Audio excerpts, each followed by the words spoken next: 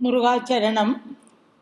திருப்புகழ் இசை வழிபாட்டு புத்தகத்தில் பாட்டு நம்பர் 479, 479. இது பஞ்சபூத ஸ்தலங்களில் ஒன்றான சிதம்பரம் க்ஷேத்திரத்தை பற்றின திருப்புகழ். இது கட்டி முண்டக அரபாலி அங்கிதனை அப்படின்னு ஆரம்பிக்கிற பாட்டு. இந்த பாட்டை குருஜி நமக்கு முக்காரி ராகத்தில் ஆதித்தாளம் 4 கலையில் சொல்லி கொடுத்துருக்கார். இந்த பஞ்சபூத ஸ்தலங்கள் பாட்டு எல்லாத்துலேயுமே சிவ யோக தத்துவங்களை எல்லாம் ரொம்ப விவரமாக சொல்லுவார். அதுவும் குறிப்பாக சிதம்பரம் பாட்டில் ரொம்ப பிரமாதமாகவே சொல்லுவார் அதை. ஏன்னா சிதம்பரங்கிறது ஆகாச தத்துவம். ஆகாச தத்துவம்னா மேலை பெருவெளியில் போக வேண்டிய நிலைக்கு வந்துடுறது. அந்த மேலை பெருவெளியில் எப்படி அத்வைத்த நிலை வருதோ அந்த எண்ணம் அருணகிரிநாதருக்கு எல்லா பாடல்கள்லேயும் வரும். ஒரு பாட்டில் சொல்லுவார், இந்த குகனே குருபரங்கிற பாட்டில் சொல்லுவார், பகல் இரவும் இலா பெருவெளிக்கு உருகி அப்படிம்பார், குறுகி அப்படிம்பார், அது கிட்டக்க போயிட்டேன் அப்படிம்பார். காயமாய வீடுங்கிற பாட்டில் சொல்லுவார், வேத கீத போத மோன ஞானம் அருள்வாயே அப்படிம்பார். காவி உடுத்து பாட்டில் ஜீவன் ஒடுக்கம் பூத ஒடுக்கம், இந்த மாதிரி சிவயோக தத்துவத்தை எல்லாம் பாட்டில் கொண்டு வருவார். அப்படி பார்த்தோன்னா இந்த பாட்டு கட்டி முண்டக அரபாலி அப்படிங்கிற இந்த திருப்புகள் அந்த யோக சாஸ்திரத்தை ஃபுல்லாக நமக்கு என்னென்ன ஸ்டெப்பில் போகணும் அந்த யோகத்தில் அப்படின்னு சொல்கிறது. சிதம்பரத்தில் பதஞ்சலி முனிவருக்கு நடன காட்சி அருளினார் சிவபெருமான். அந்த பதஞ்சலி முனிவருக்கு ஏன் அருளினாம், அதாவது ஆதிசேஷன் விஷ்ணுவை தாங்கிட்டு பார்க்கடல்ல இருக்கான். அப்போது விஷ்ணு ரொம்ப சந்தோஷமாக சிரிக்கிறது, சந்தோஷப்படுறது தெரியறது, அவனுக்கு ஃபீல் பண்ணுறான். அப்போ கேட்குறான், நீ எதுக்காக இவ்வளவு சந்தோஷப்படுற அப்படின்னு. அப்போது விஷ்ணு சொல்கிறார், நீ இந்த நான் படுத்துன்னு இருக்கிற இந்த பார்க்கடல் ஆடுறது, அதில் இருக்கிற நீ இந்த ஆதிசேஷன் ஆடுற, நான் மூச்சு விட்டு வெளியில் வரபோதும் என் ஹிருதயத்தில் அந்த சிவபெருமான் இருக்கார். அந்த சிவபெருமான் நடனம் ஆடுறார். அந்த நடனத்தை நான் அஜபா நடனம்னு பார்க்குறேன். அது அத்தனை அழகாக இருக்குது அப்படின்னு சொல்கிறார். ஆதிசேஷனுக்கு ரொம்ப வருத்தமாக போய்டுறது.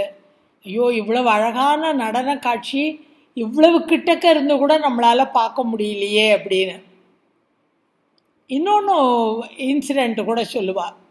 அதாவது கைலாசத்தில் சிவபெருமான் நடன காட்சி எல்லாருக்கும் தந்துட்டுருக்கிற போது அவர் காலில் இருக்கிற சதங்கை கீழே விழுந்துடுறது. அப்போது ஆதிசேஷன் தன்னுடைய தலைமணிகளால் அவர் காலை சுற்றிண்டு சதங்கையாக வந்துடுறார். அதனால் அவருக்கு சிவபெருமானோட நடனத்தை பார்க்க முடியல. அப்போ கேட்குறார், நான் உன்னோட நடனத்தை பார்க்கவே இல்லையேன்னு. உடனே நீ பூமியில் போய் பதஞ்சலியாக போகிற, உனக்கு நான் தனியாக நடன காட்சி காட்டுறேன்னு சொல்கிறார் சிவபெருமான். அப்படி தான் பதஞ்சலி முனிவர் சிதம்பரத்தில் இறைவனுடைய திரு நடன காட்சியை கண்டவர். பதஞ்சலி முனிவர் தான் யோக சாஸ்திரத்தை எழுதினாருங்கிறது நமக்கு எல்லாருக்கும் தெரியும். பதஞ்சலி யோக சாஸ்திரம், அஷ்டாங்க யோகத்தை பற்றி விவரமாக சொல்கிறது. அதனால தானோ என்னவோ பதஞ்சலி முனிவருக்கு காட்சி கொடுத்த இடங்கிறதுனாலே என்னவோ அருணகிரிநாதர் இந்த யோக சாஸ்திரத்தை பற்றி ரொம்ப விளக்கமாக சிதம்பரம் பாட்டிலெல்லாம் சொல்லுவார். அந்த மாதிரி ஒரு பாட்டு இது. முதல் 4 பேராகிராஃபில் என்னென்ன ஸ்டெப்பு வரிசையாக அந்த யோக சாதனங்களில் பண்ணணும் அப்படிங்கிறத சொல்கிறார். கட்டினா பிராணவாயுவை கட்டி அதுலேருந்து ஆரம்பித்து ஃபஸ்ட்டு உன்னோட பிராணவாயுவை கண்ட்ரோல் பண்ணு. அதிலேருந்து சுத்த அகம் புகுத அந்த இறைவனோடு ஒன்று சேர்கின்ற அந்த நிலைக்கு வேத விந்தையோடு அப்படின்னு வேற சொல்கிறார். அதாவது வேதங்கள் குறிப்பிட்டபடி நான் அதை உணரணும் அப்படிம்பார். வேதங்கள் குறிப்பிட்டபடி யோகமா அப்படின்னு பார்த்தோன்னா, அருணகிரிநாதர் நிறையா படித்தவர், நிறைய சாஸ்திரங்கள் தெரிஞ்சவர்ங்கிறதுக்கு இதெல்லாம் ரொம்ப அழகான உதாரணங்கள். உபனிஷதங்களை எடுத்துட்டோன்னா 108 உபனிஷதங்கள்னு சொல்லுவா. அதில் கிட்டத்தட்ட 20 உபனிஷதுகள் அது யோக சாஸ்திரத்தை பற்றி சொல்கிற உபனிஷத்து. உதாரணமாக திரிசிகா பிரம்மோபனிஷத்துன்னு இருக்கு.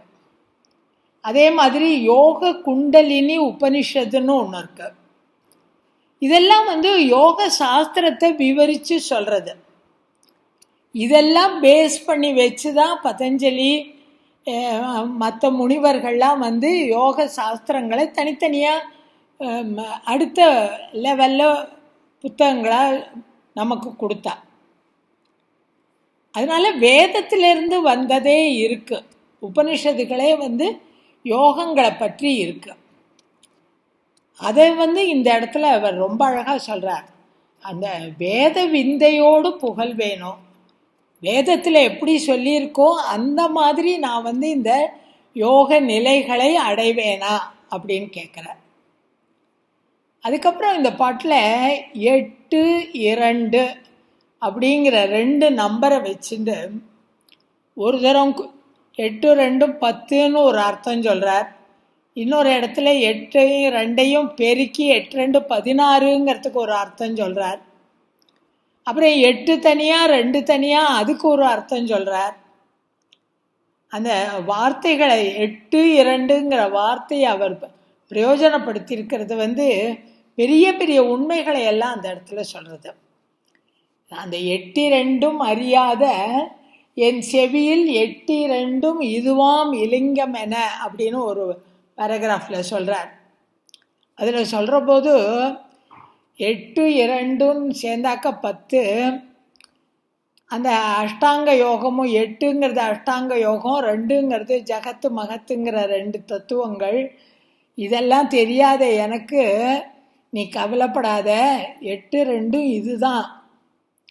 அதாவது பக்தி முறைகளில் சகுண பக்தி 8, நிர்குண பக்தி 2. அந்த 2ஐயும் தெரிஞ்சுண்டு அந்த பக்தி மார்க்கத்துக்கு வா. நீ அந்த பக்தி மார்க்கத்துக்கு வந்தேன்னா உனக்கு தானே அந்த தாரக பொருளோட அர்த்தம், பிரணவத்தோட அர்த்தம் உனக்கு தெரியும் அப்படிங்கிறார். நிறைய ரொம்ப டீப் மீனிங் இருக்கிற பாட்டு இது. இந்த முதல் பாதியில் இவ்வளவு ஹெவியாக கற்றுண்டப்புறம் பின்பாதியில் ரொம்ப அழகாக ஒரு கதை சொல்கிறார். திருவிளையாடற் புராணத்திலேருந்து ஒரு கதை வருது. அந்த திருவிளையாடற் புராணத்தில் 32வது படலம் வளை செட்டியாக வந்த வளை விற்ற படலம்னு ஒன்று இருக்குது. சிவபெருமான் வளையல் விற்பதற்காக மதுரை வீதிகளில் வளை செட்டியாக வந்தார். அந்த கதையை, அந்த திருவிளையாடலை இந்த பாட்டில் குறிப்பிடுகிறார். இப்போ பாட்டுக்கு அர்த்தம் பார்ப்போம். கட்டி முண்டக அறபாலி அங்கிதனை முட்டி அண்டமொடு தாவி விந்து ஒலி கத்த மந்திர அவதான வெண்புறவி மிசை ஏறி கற்பகம் தெருவில் வீதி கொண்டு சுடற்பட்டி மண்டபம் ஊடாடி இந்து ஓடு கட்டி விந்து பிசகாமல். யோகம் என்ன ஸ்டெப்ஸில் பண்ணுறோம் அப்படிங்கிறதுக்கு ஆரம்பிக்கிறார். கட்டினா பிராணவாயுவை பிராணவாயுவை கண்ட்ரோல் பண்ணணும். வெளியே விடுவது, உள்ளே இழுக்கிற மூச்சு. இந்த உள்ளே இழுக்கிற மூச்சு இத்தனை வினாடிகள் எடுக்கணும், இத்தனை நேரத்தில் பண்ணணும். வெளியே விடுற மூச்சு இன்னும் அதிகமாக இருக்கணும். சில சமயம் அந்த உள்ளே இழுக்கிற மூச்சை உள்ளுக்குள்ளேயே நிறுத்தி வைத்து கொள்ள வேண்டும். ரேச்சகம், கும்பகம் அதெல்லாம் சொல்கிறா இல்லையா, அந்த மாதிரி அந்த பிராணாயாம முறைகளின்படி பிராணவாயுவை ஒரு கட்டுப்பாட்டுக்குள் கொண்டு வந்து கட்டி. முண்டகனா தாமரை. இந்த தாமரை எங்கே இருக்குது அப்படின்னாக்க, தாமரை வடிவத்தில் இருக்கிற மூலாதார சக்கரம்.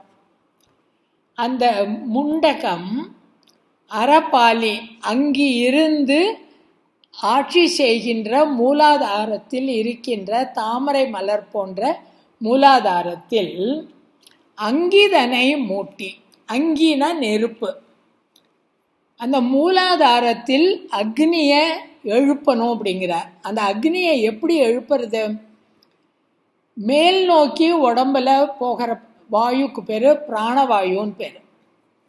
கீழ் நோக்கி போகிற வாயுக்கு பேர் அபான வாயுன்னு பேர். இந்த அபான வாயு பிராணவாயு ரெண்டையும் சேர்த்து மூலாதாரத்தில் ஒன்றா சேர்க்கிற போது அங்கே நெருப்பு, அதுதான் குண்டலினி சக்தியாக ஜுவாலையாக மேலே எழும்ப ஆரம்பிக்கும். அதனால அங்கே அந்த நெருப்பை மூட்டி அப்படின்னா மூட்டு நெருப்பை, அங்கிதனை நெருப்பை மூட்டி. அண்டமோடு தாவி. அண்டம்னா கடைசி நிலை, சகசிராரம். மூலாதாரம், சுவாதிஷ்டானம், மணிப்பூரகம், அநாகதம், விசுத்தி, ஆக்ஞை, சகசிராரம்னு இருக்கு இல்லையா. இந்த வெவ்வேறு நிலைகளில் சகசிராரம்ங்கிறது கடைசி. அந்த அண்டமோடு தாவி அங்கே வரைக்கும் இந்த குண்டலினி சக்தியை மேலே எழுப்பி விந்து ஒலி கத்த. அது அந்த பரவெளிக்கு போகும்போது விந்துவானது நாதத்தை கொடுக்கிறது. அந்த நாதத்தை உணர ஆரம்பிக்கிறார். நாதங்களோடு குலாவி ஓமந்த ஞானம் மருவின்னு சொல்லுவார். அந்த நாதங்களோடு குலவி. நாதங்களோடு குலவின்னு சொல்கிற போது அந்த ஒவ்வொரு லெவலாக வரத்தே இந்த நாதத்தை உணர்ற நிலை ஃபஸ்ட்டு அநாகதன் நாதம்னு சொல்லுவாள். அந்த நாதம் எப்படி இருக்குன்னு கேட்டால் ஒரு இடி இடிக்கிற மாதிரி, அந்த மாதிரி சப்தமாக இருக்குமா. ரொம்ப திடுக்கிட வைக்கிற மாதிரி ஒரு சப்தம். அதுக்கப்புறம் படிப்படியாக டமரு, மிருதங்கம், அதுக்கப்புறம் புல்லாங்குழல், அந்த கடைசியில் புல்லாங்குழல் வரும். கோடு, குழல், கிண்ணம் குறித்து அடியேனேன்னு ஒரு கந்தரலங்கார பாட்டில் கூட சொல்லுவார் இதை. அந்த வெவ்வேறு நாதங்கள் கேட்குறதே, அதில் முதல்ல கேட்க வேண்டிய நாதம் பயப்படுத்தக்கூடிய ஒரு சப்தமாகத்தான் வரும். அதனால தான் இங்கே சொல்கிறார் விந்து ஒலி கத்த அப்படிங்கிறார். பின்னாடி வேணுகானம்ல வேணு நாதம்லாம் கேட்கும். ஆனால் இங்கே முதல் ஒலி கத்த. மந்திர அவதான வெண்புறவி மிசை ஏறி. மந்திரங்கள் கைவசப்பட்டு அந்த மந்திரங்களின் காரணமாக வெண்புறவி ஏறி கற்பகம் தெருவில் வீதி கொண்டு. கற்பகம் தெருவில்னாக்க எதை வேணாலும் பெறக்கூடிய ஒரு நிலையில், பரவெளியில் இந்த குண்டலினி சக்தியை எழுப்பி அந்த சகசிராரத்தில் தாண்டி அந்த விந்து நாதங்கள் கேட்கிற நிலைக்கு வந்துட்டா எதவனாலும் பெறக்கூடிய, எதவனாலும் அடையக்கூடிய ஒரு தன்மை வருமா. சித்திகள் கைவரப்படும். அந்த சித்திகள்லாம் இந்த அனிமா கரிமா அப்படிலாம் பேர் சொல்லுவா. அதுக்கெல்லாம் அந்த மாதிரியான சித்திகள் கைவரப்படும். அதைத்தான் வெண்புறவி மிசை ஏறி கற்பகம் தெருவில் வீதி கொண்டு எதவனாலும் they can translate time and space. அந்த மாதிரியான சித்திகள் கைக்கு வரப்படும். அப்போ சுடர் பட்டி மண்டபம் ஊடாடி அந்த லெவலுக்கு வந்துட்டா அது வரைக்கும் எல்லாம் காமிய, அதாவது தனக்கு சில காரியங்கள்லாம் நிறைவேறணும் அப்படிங்கிறதுக்காக செய்கின்ற சித்திகள் அதெல்லாம். ஆனால் அதிலிருந்து தாண்டி வெளியில் இன்னும் வரணும்.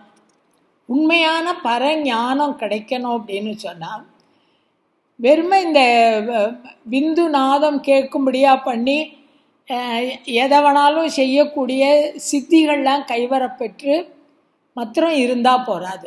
அதுக்கு அடுத்த நிலைக்கு வரத்துக்கு பட்டி மண்டபம், பட்டி மண்டபம்னா ஆக்ஞா சக்கரம்.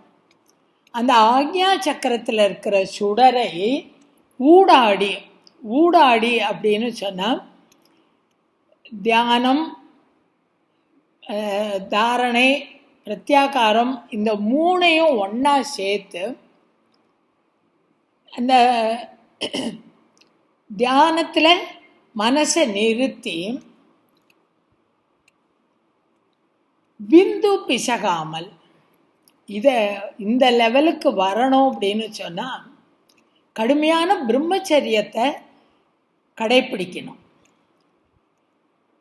விந்து வீணாகாமல், தன்னுடைய பிரம்மச்சரியம் வீணா போகாமல், வெண்பொடி கொடு அசையாமல், கொடுங்கன்னா இந்த இடத்துல கொண்டு, வெண்பொடி அப்படின்னா திருநீர், திருநீர் இட்டுக்கொண்டு அசையாமல் வெம்புறம் நீராக சுட்டு, சுட்டு வெம்புறம் நீராகன்னு இருக்கு. அதை வெம்புறம் நீராக சுட்டு. வெம்புறம் அப்படின்னா 3 திரிபுரங்கள். திரிபுரங்கள்ங்கிறது ஆணவம், கண்மம், மாயை அப்படிங்கிற 3 மலங்கள். இந்த 3 மலங்களையும் சுட்டு அது அழியும்படியாக அந்த யோக நிலையில பரவழிக்கு போகிற அளவுக்கு வந்தாச்சுன்னா அடுத்தது அதிலேயே இருக்காம சிவயோகம் அடைவதற்கான வழியை பார்க்கணும். அந்த சிவயோகம் அடைவதற்கான வழியை பார்க்கணும் அப்படின்னு சொன்னால் அதுக்கு என்ன பண்ணணும்?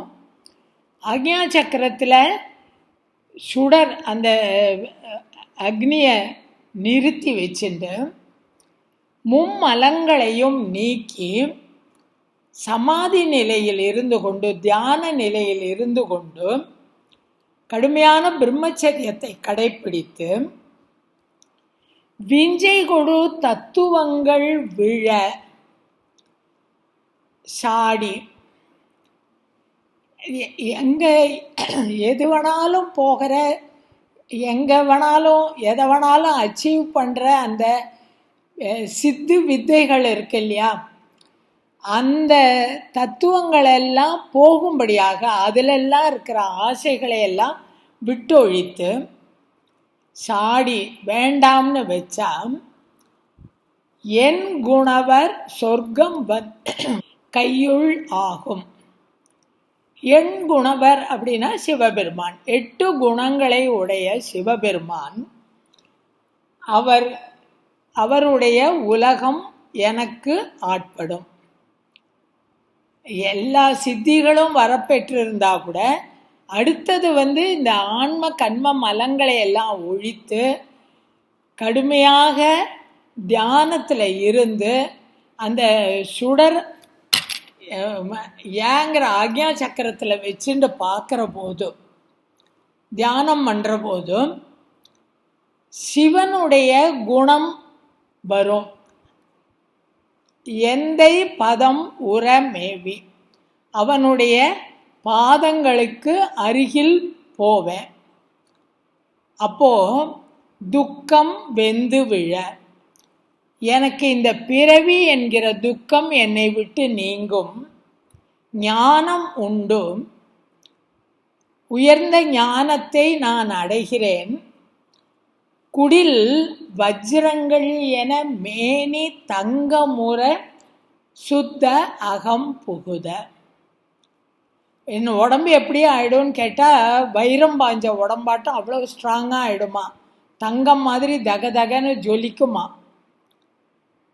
கடைசியில் அது சுத்த அகம் புகுத, அந்த இறைவன் என்கிற அந்த உண்மையான நிலையில் உள்ளே போய்விடும். அதாவது ஈஸ்வரத்தமே வந்துடும், சிவனாவே ஆயிடுவேன்.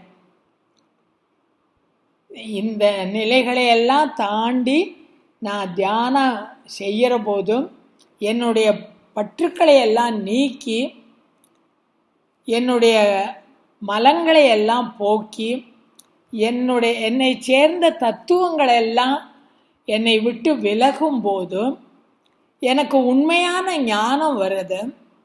அந்த உண்மையான ஞானம் என்னது அப்படின்னு கேட்டால், அது சிவனோட ஐக்கியமாகிற அந்த ஞானம்தான். இந்த சுத்த அகம் புகுத வேத விந்தையோடு புகழ்வேணும். நான் உன்னை புகழ்ந்து பாடுறேன், இதுக்காக தான் நான் உன்னை புகழ்ந்து பாடின்னு இருக்கேன். அதுவும் இந்த வேதங்கள் சொல்லி இருக்கிற வழிப்படி நான் உன்னை புகழ்கிறேன். அடுத்த பேராகிராஃபில், 8 2 அறியாத என் செவியில் 8 2 இதுவாம் இலிங்கம் என 8 2 வெளியாம் மொழிந்த குரு முருகோனே. முருகா, நீ தான் எனக்கு குரு. நீ எனக்கு என்ன சொல்லி கொடுத்துருக்கன்னு கேட்டால், 8 2 வெளியா. 8ங்கிறது தமிழில் எழுதுகிற போதும், நியூமரிக்கல் லெட்டர்ஸை தமிழில் எழுதுகிற போதும் 8ங்கிறத ஆன்னு எழுதுவோம். அதே மாதிரி 2ங்கிறத ஊன்னு எழுதுவோம். அகாரம் உக்காரம், இந்த அகாரமும் உக்காரமும் மாவோட இம்மோட சேர்ந்தா, அகார உக்காரங்கள் சேர்ந்தா அதுதான் ஓம். ஓம் என்கிற பிரணவ தத்துவம். அந்த 8 2 வெளியா மொழிந்த குரு, அந்த பிரணவ தத்துவத்தை எனக்கு குறித்த, எனக்கு சொல்லி கொடுத்த முருகப்பெருமானே. நான் எப்படி இருந்தேன்? 8 2 அறியாத. 8 அப்படின்னா அஷ்டாங்க யோகங்கள், 2 அப்படின்னா அந்த உலகம்ங்கிற மாயை, அந்த உலகத்தை ஏற்படுத்தின மகத், ஜகத் மகத். அதே மாதிரி அஷ்டாங்க யோகங்கள் 8 2. இந்த 2ஐயும் அறியாத, தெரிந்து கொள்ளாத என் செவியில், எனக்கு என் காதில் 8 2 இதுவாம் இலிங்கம் என. இலிங்கம் அப்படின்னாக்க லிங்கம், அல்லது இங்கே உன்னுடைய குறிக்கோள் இதுதான். அஷ்டாங்க யோகத்தையும் அந்த 2 8 2 மொத்தம் அந்த 10 தத்துவங்களையும் அறியாத எனக்கு என் காதில் இதுதான் உன்னோட குறிக்கோளாக இருக்க வேண்டும் அப்படின்னு சொல்லி, எது குறிக்கோளாக இருக்க வேண்டும்? 8 2 இதுவாம். 8 அப்படின்னா இந்த இடத்துல பொதுவாக பக்தியை பற்றி சொல்கிறதே நவவித பக்தின்னு சொல்லுவோம். நவவித பக்தியில் 8 விதமான பக்திகள் சகுண பக்தி. அதாவது இறைவனுக்கு ஒரு குணத்தை கொடுத்து சொல்கிற பக்தி சகுண பக்தி. கீர்த்தனம், தாஸ்யம், ஸ்மரணம், இதெல்லாம் சகுண பக்திகள். அந்த நவவித பக்தியில் ஒரு பக்தி இருக்குது, ஆத்ம நிவேதனம்னு. அந்த ஆத்ம நிவேதனம்ங்கிறது நிர்குண பக்தி. ஸோ அந்த நிர்குண பக்தி எடுத்துட்டாக்க 8 விதமான சகுண பக்திகள். இங்கே 2ன்னு சொல்கிறது 2 விதமான பக்தி. பரபக்தி, உயர்ந்த பக்தி நிலைகள். ஒன்று ஆத்ம நிவேதனம், இன்னொன்று பரம விரக ஆசக்தி. இந்த பரம விரக ஆசக்தினாக்க தன்னையே இழந்து, முற்றிலும் இழந்து நிற்கிற அந்த நிலை. அந்த 2 பக்தியும் 8ம் 2ம் சகுண பக்தி, நிர்குண பக்தி 2, சகுண பக்தி 8. இந்த 2ஐயும் நீ மனசில் வச்சுக்கோ. இதுதான் உனக்கு வழி. உனக்கு அந்த அஷ்டாங்க யோக முறைகள்லாம் ஒன்றும் தெரியல. 8ம் 2ம் அறியாத என்னை அந்த யோக முறைகளெல்லாம் என்னால் எப்படி பண்ணுறதுன்னு தெரியாத இருக்கிற எனக்கு 8ம் 2ம் இதுவாம், இந்த பக்தி பண்ணு, இந்த முறைகளில் நீ பக்தி பண்ணு அப்படின்னு என் செவியில் சொல்லி அந்த தாரக மந்திரத்தை, பிரணவ மந்திரத்தின் ஓம் என்பதன் பொருளை விளக்கி கூறிய முருகப்பெருமானே, குரு முருகோனே. அடுத்ததில் 8 2 திசை ஓட செம்குருதி 8 2ம் உருவாகி பஞ்சகர் மேல் 8 2 திசையோர்கள் பொன்ற அயில் விடுவோனே.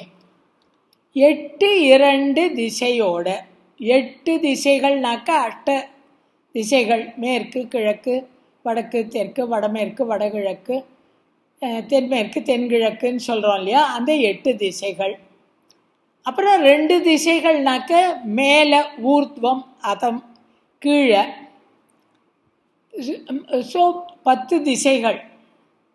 இந்த 10 திசைகளில் 10 திசைகளிலும் செங்குருதியோட ரத்தம் பாயும்படியாக 8 2ம் உருவாகி, இங்கே 8யும் 2யும் பெருக்கிட்டார், 16 உருவங்கள்.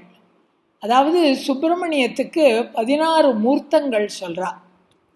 சக்திதராய நமக, கமலசேனான்யை நமக, அது மாதிரி அந்த 16 மூர்த்தங்கள் உண்டு. அதை தான் ஷோடச அர்ச்சனைன்னு பண்ணுறோம்.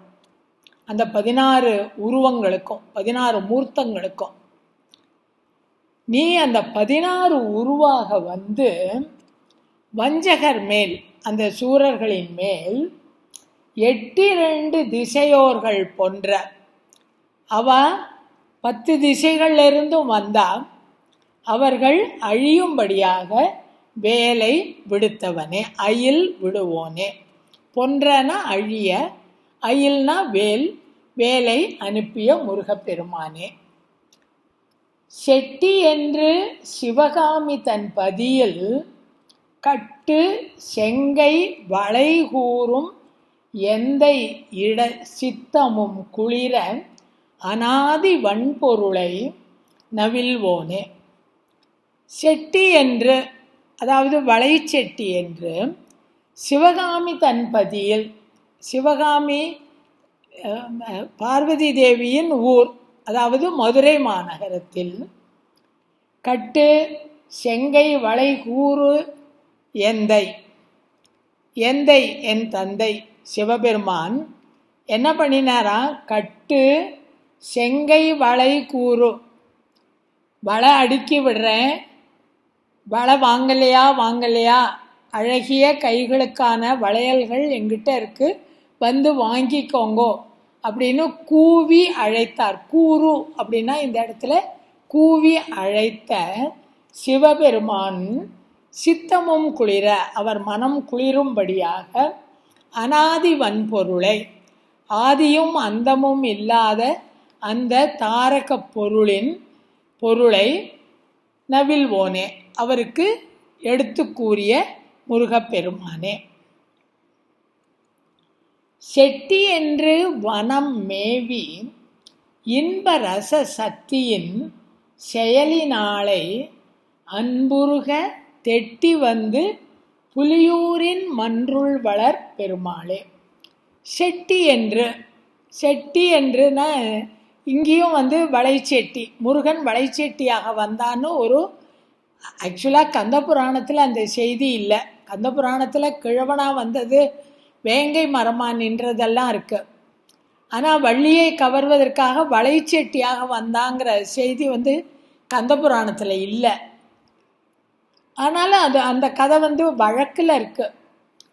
அதனால செட்டி என்று வனம் மேவி அந்த திணைப்புணத்தில் வந்து இன்பரச சக்தியின், இன்பரச சக்தின்னு சொல்கிற போது இன்பவல்லி, அதாவது இச்சாசக்தி வள்ளி.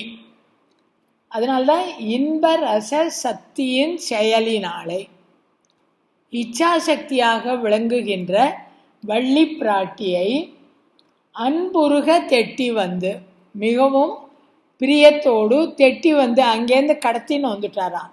ஒருத்தருக்கும் தெரியாமல் அவளை தூக்கின்னு வந்துட்டார். அதாவது அவளை திருமணம் செய்து கொண்டார்.